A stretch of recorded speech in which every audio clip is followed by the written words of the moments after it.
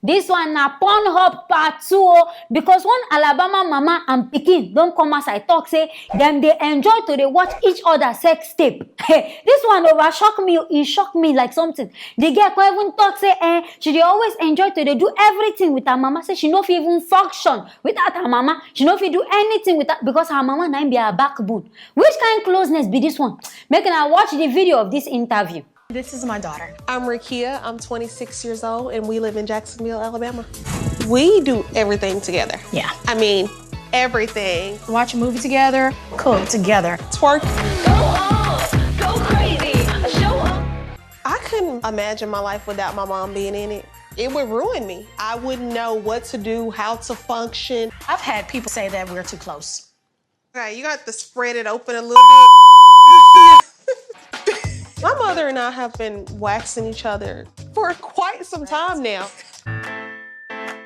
I showed her my first sex tape about 2 years ago. I showed her my first sex tape maybe a year ago. What kind of positions do you think I should do, or what do you think we should do? And she was just like, oh girl, prop your leg up in this angle. Maybe your back should have been a little bit more arched in this position. You have your significant others. Yes, and he was like, you guys are sick. When I don't hear this thing, the thing will even shock me. She said, she they wax in mama, and in mama said they wax them. That means two of them, they help each other, they shave down there. Hey, this one don't turn to another thing. I never see where mama and pikin they this close, oh. Because even if they close, no be to all this kind of matter. The girl can even talk say, the mama they talk say, she show him pikin her sex tape. That is where she and man, they do this thing. She show him to her own pikin, where she born. The pikin self can't get the courage. Hey, why this place not be Africa? Why this thing not happen for one kind African home? In fact, they don't even born you well. To tell your mama say you even get boyfriend. Talk less of say you won't come show your mama say you they sleep with man. If like say that these Alabama people, if like say they don't know what thing they do them because this thing you know they normal. These people never even be oyinbo, black. Now they talk this kind of thing. Make us say that be black people don't take for abroad. Now this kind of lifestyle now one can they do. And this thing feel only happen if person mama na small pikin. I sure say when this mama born this girl, she be small pikin. Now make her reasoning be like this. Because I don't know which kind supposed closeness be all this one. You and your mama go there. Maybe I sure say soon. The only thing where remain, make one boy just say make 12 now follow the boy sleep. Now waiting remain be that. Because how your mama go they teach you this kind of thing. See where the mama even say make she open leg. I mean she say make the mama open leg. What do you want go do inside the mama leg? What do you they find inside they won't reborn you? Because I don't understand this kind of whole story. Oyinbo people, and I could just they think of mumu thing. But I sure say this mama maybe she don't even get best friend. Now I make she turn this girl to her best friend. They do all this kind small pikin. In fact, the thing they weird to my ear. To fear kwa. This one an abomination for African house. You know, in fact, I they talk am again. Say they no even born you. By the time your mama go carry slippers, use broom wipe you. In fact, your brain they go reborn you. You go well. That's the way they worry you. Be say you they think as your mama as your mate. The thing go come up for your head. People not even they tell their mama, mommy I beg, I won't even go visit my boyfriend. I won't even go stay. What if be stay? You know they even stay. You won't just go chop date with your boyfriend. You don't even fit tell your mama. This one now you can't get courage. You get mind. Say you and boy they sleep. You can't even they show your mama the video. Oh God! I wish that this one happen for Nigeria. I trust our mothers. Make you just go meet one kind. Make I say Mama Chukudi. You can't go meet Mama Chukudi. Say, Mommy, make I show you a video of let me and this boy they do. Your mama go kill you. In fact, she go use you cook pepper soup for your husband, for your papa. These people, they shock me. The kind of way they do. In I go just they think of mumu. They can't even turn behind a show, behind a film. I don't even understand. And the mama said they get. In fact, all this mama I don't understand. Now make the doctors on mama, they know they okay. So mama don't even get rights to train their pikin. Because I just if say this woman train this pikin well, this pikin self no go even come outside. They get the courage say she want to talk this kind of thing for outside.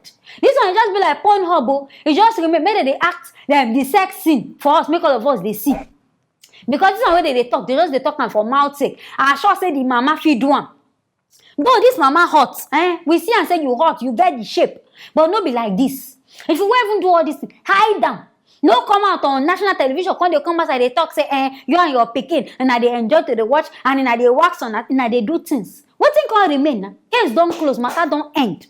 Because as e be, me I sure say na loneliness. In fact, where on her husband?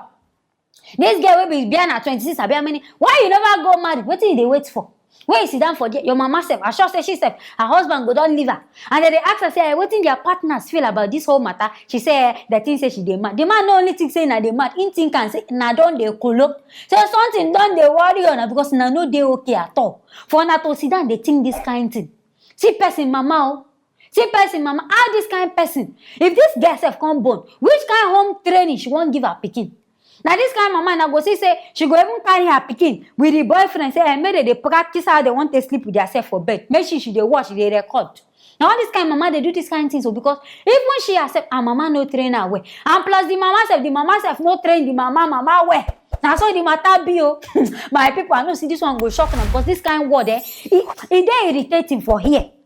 If na dey hear and say you go dey vex na because na know say African people they know they do this kind of thing. Now only Oyinbo na I go dey hear all this kind of news for. As I hear them now, say make I bring am come, making herself using her ear, using her eye, watch wetin dey happen for this obodo Alabama, making her watch, making her learn wetin dey really happen, making her no go live in her children. Say all because of say na dey America na when they give them all this kind of training. Train your pikin well make the pikin no come go spoil one day. You come dey blame one kind devil say na devil cause all these things. I don't talk my own. No. Anything when I feel about this whole Matasha, make una write am for the comment section. Make una no come forget to like, share, and also subscribe to this channel. I will see you guys in the next video.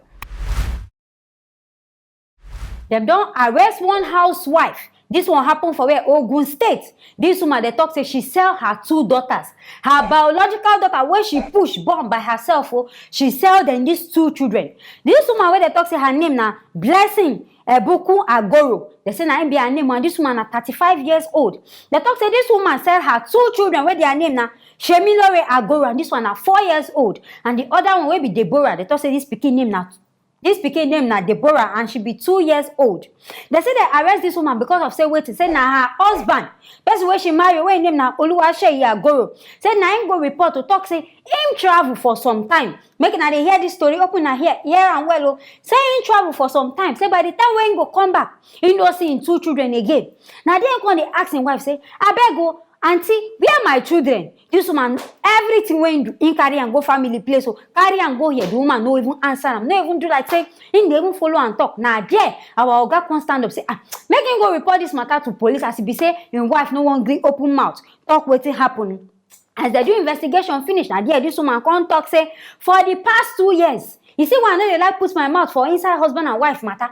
Say for the past 2 years, now this man don't leave them go. But it says as the man they talk, him talk say him travel for some time. Men, now no go there truthful. Talk wetin happen. The woman say this man don't leave them go for 2 years. And as the matter be, she no can't get money to they take care of these children. And these children self no be only 2. Say she don't even born another 2 children for another man. So making these children be waiting 4. So she know they get money to take care of these children. As the matter come be now, she come dey think. So what she go do? Now there she come meet one man. What they call Wale Imole Ayo. This one no be any Imole Ayo. This one na Imole Eshu. Now Satan send this man come. So he meet this man. The man come tell and say, get some family. Whether they really find pikin. So they need pikin desperately. And these people there for Port Harcourt. So make she come sell her children. And they go buy one for 150,000. And there this woman come grill. So she sell this her 2 children now for 300,000. See chicken change where you say if you won't even sell pikin, you don't even do them the illegal way. All these people where they talk say that they find pikin. When they find pikin, why not go people where they adopt their place? Now to buy pikin na in Nasabi. As a matter be in Anya should even come outside for the open because police they find them these people. Now this Mr. Kola Wale like this, they don't define them. Because the person where they even sell this thing, nobody said they even go the Port Harcourt now, go know where these children they no know. So as it be like this, police they find them, these 2 people. These couples will carry them these children because they don't know where they did. So they don't even transfer this matter, go Port Harcourt divisional headquarters, make they find then these 2 people will collect this pikin. But some women on get mind. Your own pikin will be say you shed blood on. Now you can't decide say things hard. Why you not carry them these children? I be call this man say, oh God, come carry your children. I know if you take care of them again. I be you carry these children, go give your grandmama. I be the man people. You don't think I'm like that. Not to sell them. And as it be, this woman feel don't even finish this 300,000. Because making her look at her, she don't even example person who even get 300,000 naira for account. So how this money they go? The money go there even finish because she go there. And what if these people when I said this speaking for, they be ritualists? When I don't even think that one. See, they won't go using a picking, they do blood money, they do something. People, and people even buy this picking. When I don't think I say, I beg go, maybe if this man can't come back, they never ask about the man, family, where the children come from. They never ask all those things. They just carry 2 people. Innocent children, 4 years and 2 years. They don't even think and say, then these children, they stay small. Maybe they even stay small, not themselves, because they get money. See what in poverty they cost. See what in poverty they cost. Now you go make person go carry him picking say won't go sell because I don't think say any reasonable mama go decide say she won't go sell her picking. And what if then this person where you sell this picking for, they don't travel come out? What do you want to do? That means the mother don't boss now. Because that picking self, you no go see him again. But how the man want they do? And this man self, I they blame him for everything. Because you come out for 2 years. Maybe this man know they sell money. You know they even take care of these children. Because mama and come they listen and say, why be saying that this man 2 children, now this woman decide to sell? Maybe she got another 2 children now. Why she not sell those ones? So I feel say maybe that other one, maybe the man they give them money for upkeep and all those ones. This one, I think don't decide say, he won't go. I'll carry your matter and go. And I make this woman self decide say, this your picking, I go show you shege. She go sell them so that your eyes self go clear. Now make you go say some mama they go born children, they go they mature in this way. You no go know the reason. No. Now what thing their papa don't do? Now they make them the verse on top of this picking. So as you see the matter and as well is ASEAN. I feel say this man no breathe take care of this. Be as in travels, ain't no say anything come. Now make this woman come decide say, as the matter don't boss, I no get money, I no fit take care of her. Making her find a square root go. But some mama in her mind, I don't know the kind of mind where God plant, a big God put for our hearts. Because you go there here, they think this kind of wicked thing for your own children. You no go even feel any just even strong face. Stand there. Like say nothing they even do, but I thank God say they don't catch them. And I hope say police go do their work well to arrest these 2 people where women and this couple where women. As this matter be now, so I hear them as make her bring them, making herself using her ear, hear waiting they happen. Anything where I feel, making her no come forget to write them for the comment section. Making her no come forget to like or share and also subscribe to this channel. I will see you now for our next video.